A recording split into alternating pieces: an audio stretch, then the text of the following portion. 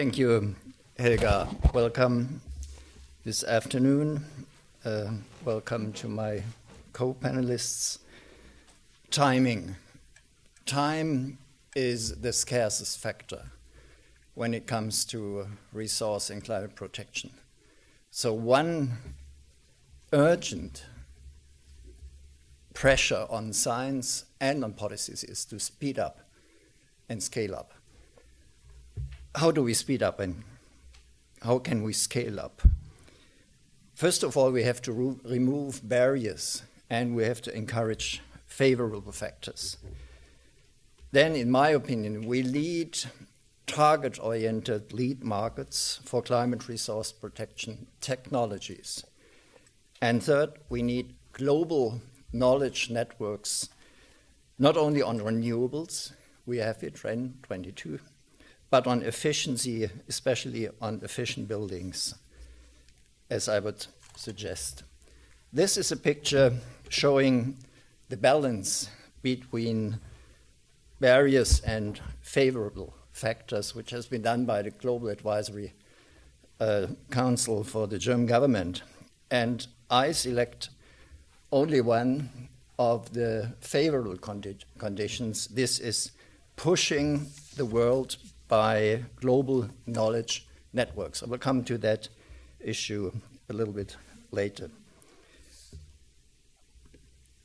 We try to establish maybe the most comprehensive network on efficient buildings at the Wuppertal Institute in cooperation with the IIA, with the World Business Council, with Lawrence Berkeley Lab.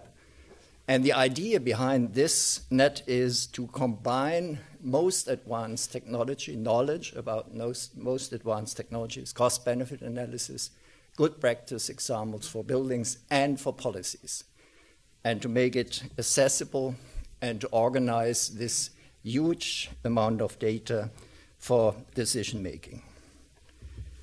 We know a lot about technologies.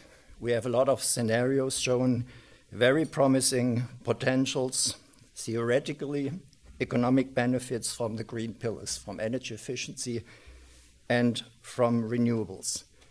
But in practice, there is a lot of talk on energy efficiency, but little action. We should avoid scenarios who hide this inaction, being something like a placebo. And we have a lot of new placebos in the world of scenarios. This is one of those. I'm very enthusiastic on energy, and I'm advocating the efficiency revolution since 25 years. But we should not impress politicians only by the technical potentials. We have to address the assumptions and the radical societal transformation which is behind that picture. Otherwise, we will not reach the 50% reduction of CO2 in 2050. Dams and the demand side, when you use dams for electricity production. It depends on your maybe boundary conditions and on your understanding of level playing field. This picture from Lawrence Berkeley Laboratory shows very clearly that we put every priority, every focus on the demand side, because it's a factor of 5 more powerful if we increase here, for the example of China, the standards for appliances instead of building the Three Gorges Dam.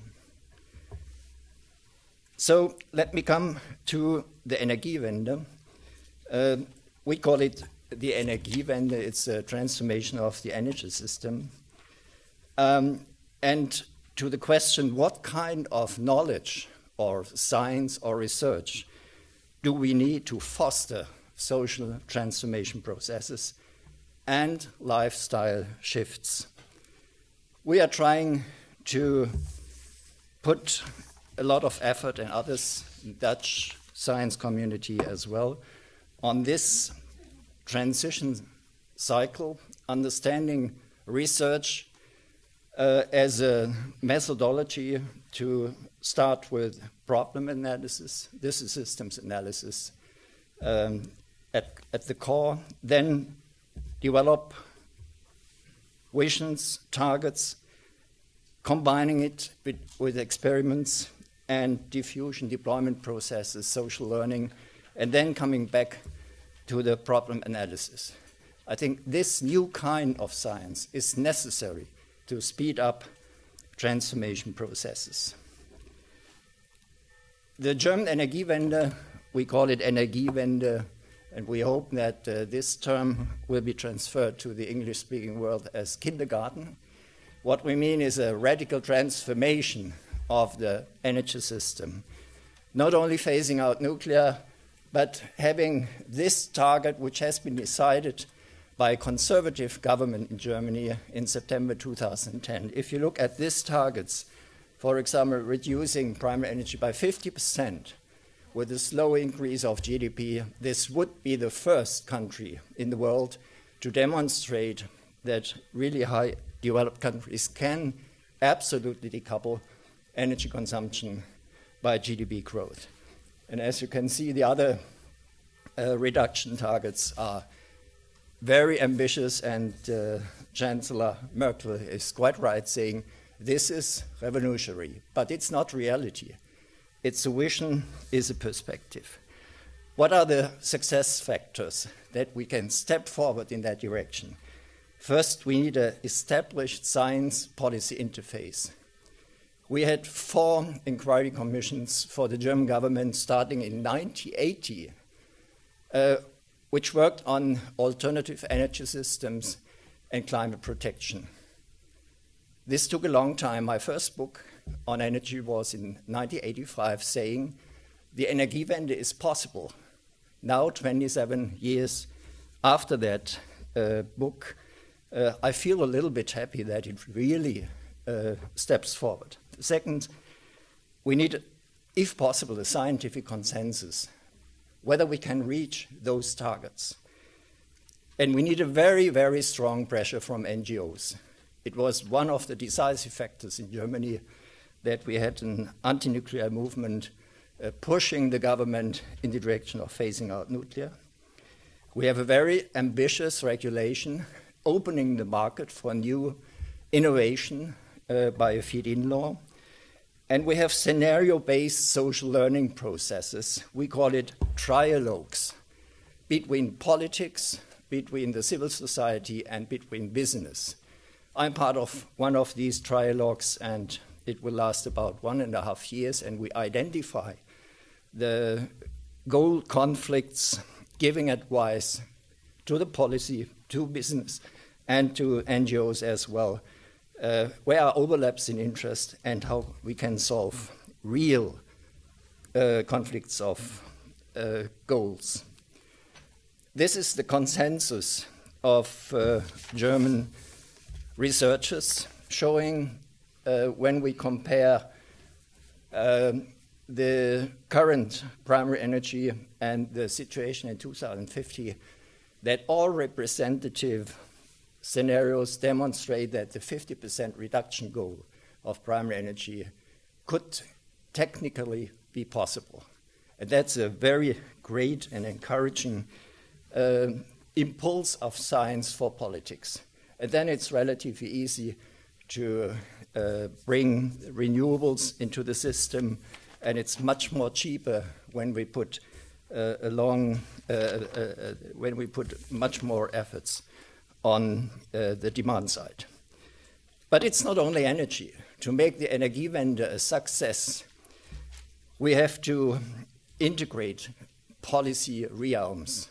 For example, we are talking about ecological industrial policy to support green tech made in Germany and to support resource efficiency programs. Because there's much evidence that the positive macroeconomic effects of climate protection policy can be amplified through the integration of resource productivity strategies. We did one huge exercise on that integrated understanding of resource efficiency, and it showed that an absolute decoupling from total material requirement and GDP is possible, and that the Germans' international competitive position of the German business could be increased. These are the results. Because we are running a little bit I run out of time. Just to mention 20% reduction in TMR, new employment, new business fields, even a reduction in the public budget. So coming to the end of my presentation, I want to talk about counterproductive forces within the society and why we have to couple a technical transformation with a radical transformation process of society. I take the rebound effect very serious. If you look backward, you can see that worldwide we increased material energy efficiency in the last 20 years by 25%, but it was eaten up by growth. So it's absolutely necessary to look on a more smarter package on instruments, how to reduce the rebound effect as much as possible, not only in this country, but in developing countries as well. There is one calculation that in India and China, in 2050, 50% of the new consumer classes will be added. Now it's about 5%. And of course, we need dialogues on more sustainable production consumption between the North and the South as well. Thank you very much.